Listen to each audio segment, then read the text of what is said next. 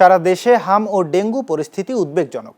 স্বাস্থ্য অধিদপ্তরের তথ্য মতে গত ২৪ ঘন্টায় দেশে হাম ও এর উপসর্গ নিয়ে ৪ শিশুর মৃত্যুতে মোট প্রাণহানি ৮৯৪ জনে পৌঁছেছে।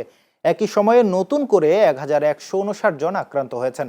অন্যদিকে এ পর্যন্ত দেশে ডেঙ্গুতে আক্রান্ত হয়ে ২২,২৪৩ জন হাসপাতালে ভর্তি এবং ৬৫ জনের মৃত্যু হয়েছে।